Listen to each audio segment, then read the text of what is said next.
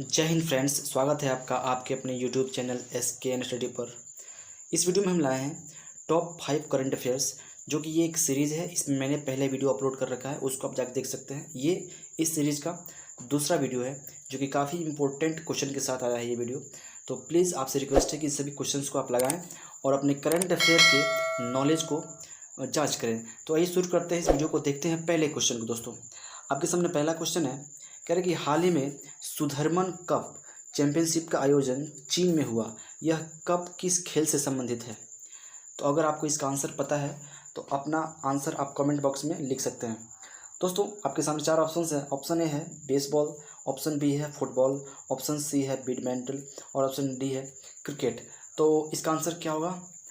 तो दोस्तों, इसका सबसे राइट आंसर है वो है ऑप्शन सी, यानी बैडमिंटन से संबंधित है। यानी जो सुधीरमन कप होता है वो किससे संबंधित है? तो वो बैडमिंटन से संबंधित है। ठीक है, आप यहाँ देख सकते हैं फ्रेंड्स, ये चित्र में दिखाया जा रहा है कि सुधीरमन कप है। ठीक ना, ये कहाँ किया गया आयोजित? तो चीन में किया गया है। किसमें? तो सुझोऊ में ये किया गया। 2023 का आयोजन कहाँ पे हुआ है? तो सुझोऊ चीन में हुआ है। ठीक है, तो आइए देखते हैं इसके बारे में कुछ महत्वपूर्ण बिंदुओं को। कह रहे कि इसका 18वां संस्करण का आयोजन सुझोऊ चीन में हुआ है। मतलब ये जो सुधीरमन कप हुआ है, ये जो संस्करण हुआ है, ये 18वां संस्करण है। कितना है? 18वां एडिशन है इस सुधीरमन कप का। ठीक है, जो कि ये किससे संबंधित है? ये बैडमिंटन खेल से संबंधित है। आपको याद रखना है किस खेल से है? तो बैडमिंटन का जो खेल है उससे संबंधित है सुधीरमन कप।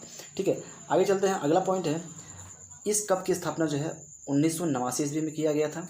इसका आयोजन प्रत्येक 2 साल पर किया जाता है। ये नोट करने वाला लाइन है। ये क्या है कि इसका आयोजन जो है प्रत्येक 2 साल पर किया जाता है ना। अगला है, इस वर्ष 2023 में विजेता जो रहा है, मतलब जो टीम जीता है वो कौन है? वो चीन का है। और जो उप विजेता रहा है वो दक्षिण कोरिया रहा है। ठीक है, जो विजेता है वो चीन है और जो उप विजेता है वो दक्षिण कोरिया है। अगला पॉइंट है, चीन ने सबसे अधिक 13 बार इस कप को जीता है। ठीक है, अगला पॉइंट है, Uber cup, Thomas cup, Narang cup, Chadha cup, Rahmatullah cup, थोड़ा सा कटा हुआ आपको दिख रहा होगा पर कोई बात नहीं, आदि जो कप, प्रमुख जो कप हैं, ये सब किससे संबंधित हैं? ये सभी बैडमिंटन जो खेल है उससे संबंधित है। ठीक है, तो आप इसको फिर इसको एक बार रिवाइज कर लें कि Uber cup, Thomas cup, Narang cup, Chadha cup, Rahmatullah cup इत्यादि सब क्या हैं? बैडमिंटन कप हैं। ओके, चलते हैं अगले क्वेश्चन पे। तो फ्रेंड्स, आपके सामने बहुत ही महत्वपूर्ण अगला क्वेश्चन है। कह रहा है कि टाइगर शार्क 40 नौसैनिक युद्धाभ्यास का निम्न में से किन देशों के मध्य संपन्न हुआ है? मतलब जो टाइगर शार्क जो ये नौसैनिक युद्धाभ्यास है वो निम्न में से किन देशों के मध्य संपन्न हुआ है? ठीक है, तो आपके सामने 4 ऑप्शंस हैं। आप ऑप्शंस को ध्यानपूर्वक पढ़िए और अपना आंसर देने का प्रयास कीजिए।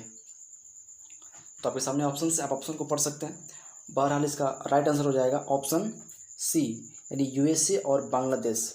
ठीक ना, तो जो टाइगर शार्क 40 है नौसैनिक युद्धाभ्यास, नेवल जो एक्सरसाइज है, ये USA यानी जो अमेरिका है और बांग्लादेश के बीच ये क्या है? ये एक नेवल एक्सरसाइज है। ठीक है, बायलैटरल है। ठीक है, तो आप देख सकते हैं फ्रेंड्स, इस एक्सरसाइज में जो है BNS निर्भीक जो कि बांग्लादेश से शामिल हुआ है। ठीक ना, BNS मतलब होता है बांग्लादेश नेवल शिप। ठीक है, निर्भीक जो कि बांग्लादेश के ओर से कौन गया है? तो BNS निर्भीक गया है। ठीक है, बात समझ रहे हैं इसको ना। आइए देखते हैं इसके बारे में कुछ महत्वपूर्ण बिंदुओं को। तो आप यहाँ देख सकते हैं फ्रेंड्स, यह युद्धाभ्यास का 40वां संस्करण है। जैसा कि हमने पहले देखा था, टाइगर शार्क 40 लिखा था। 40 मतलब क्या हुआ कि जो ये टाइगर शार्क जो नेवल एक्सरसाइज हो रहा है, ये 40th क्या है? ये 40th एडिशन है, यानी 40वां संस्करण है। ठीक है, इससे पहले 39 हो चुका है, ये 40वां हो रहा है। ठीक है, अगला पॉइंट है कि बांग्लादेश की ओर से BNS निर्भीक ने भाग लिया। जो बांग्लादेश नेवल शिप है निर्भीक, इसने भाग लिया। ये आपको याद रखने की ज़रूरत है, पूछ सकता है एग्जाम में, ऐसे अक्सर क्वेश्चन आता है।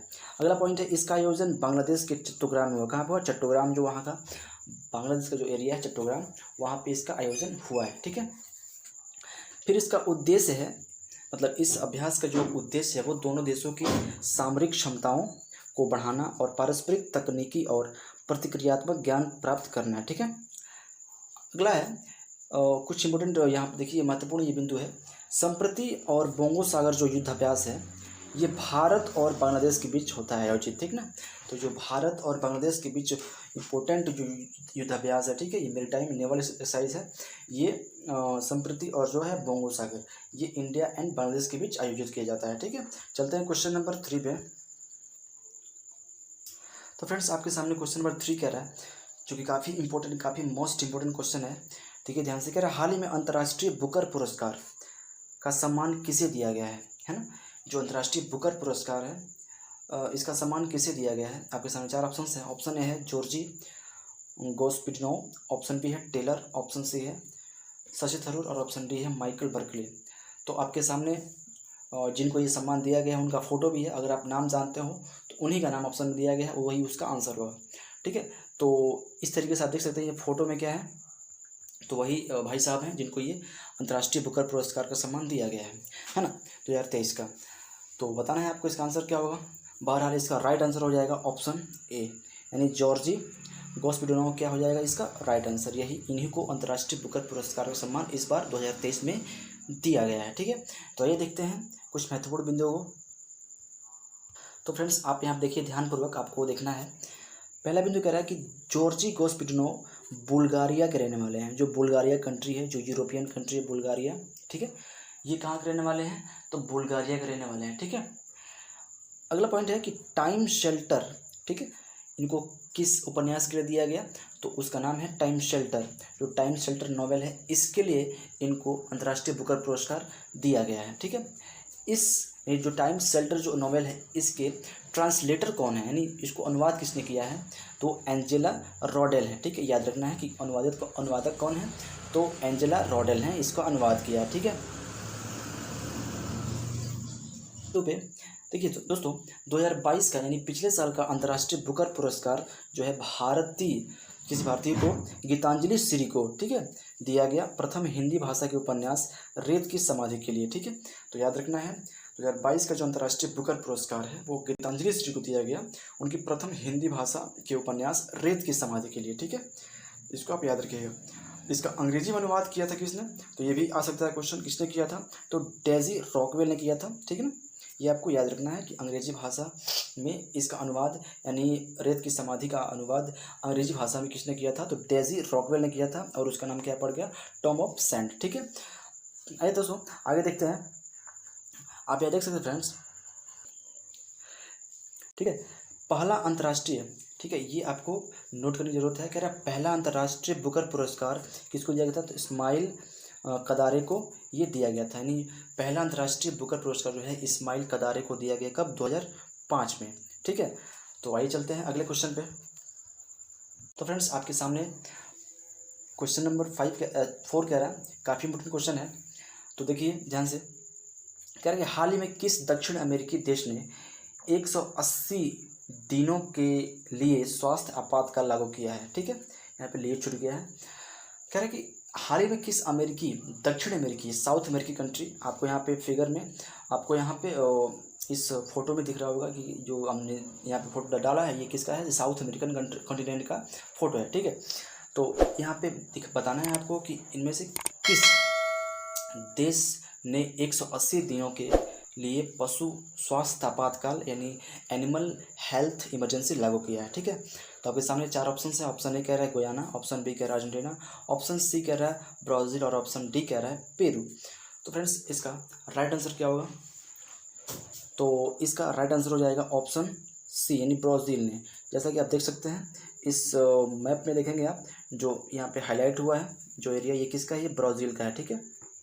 तो ब्राज़ील ने ही 180 दिनों के लिए, ठीक है, यानी 6 महीने के लिए एनिमल हेल्थ इमरजेंसी लागू किया है, ठीक है। तो आपको याद रखना है, क्वेश्चन आ सकता है एग्जाम में, ठीक है। फिर आप ब्राज़ील से रिलेटेड जितने भी हैं फैक्ट्स या क्वेश्चंस उसको आप याद रखिएगा, बहुत ज़रूरी है। आइए चलते हैं इसके बारे में देखते हैं कुछ इंपॉर्टेंट बिंदुओं को। दोस्तों आपके सामने इंपॉर्टेंट बिंदु है। कह रहे यह आपातकाल जो है बर्ड फ्लू के चलते लगा है, यानी यह आपातकाल क्यों लगा है, यानी जो एनिमल हेल्थ इमरजेंसी है वो क्यों लगा है, तो वहाँ पे बर्ड फ्लू आया है, ठीक है, इसलिए वहाँ पे ये इमरजेंसी लागू हुआ है।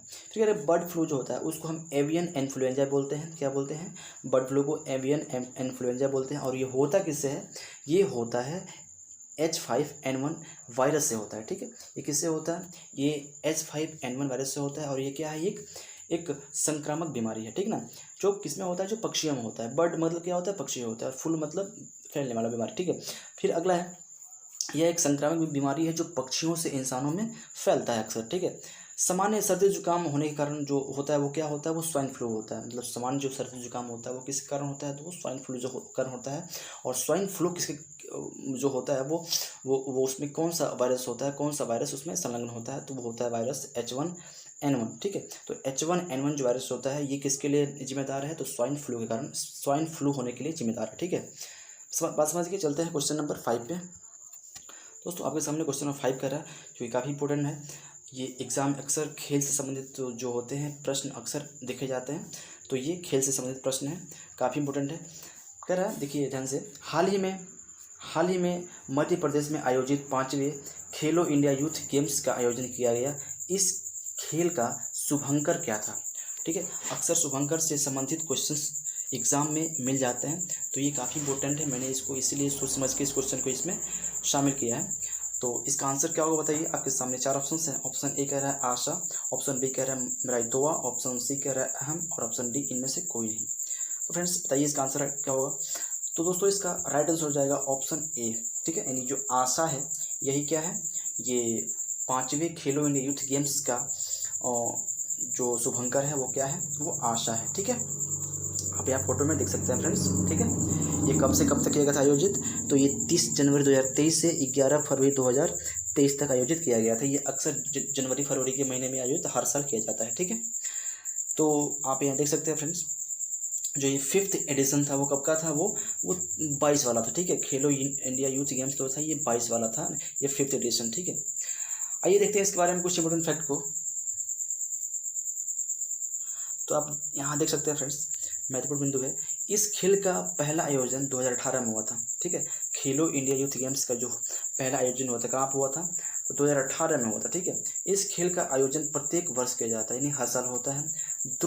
जो ये खेल होता है खेलो इंडिया यूथ गेम्स, ये 2 श्रेणियों में होता है, ठीक है। एक अंडर 17 होता है और एक अंडर 21 होता है, ठीक है। यानी 2 श्रेणियों में होता है, एक अंडर 17 मतलब अंडर 17 साल के अंदर के जितने होते हैं इसमें प्लेयर्स होते हैं उनके द्वारा खेला जाता है, ठीक है। और दूसरा होता है वो अंडर 21 मतलब जो 21 साल के अंडर के जितने भी होते हैं प्लेयर्स वो इसमें खेलते हैं, ठीक है।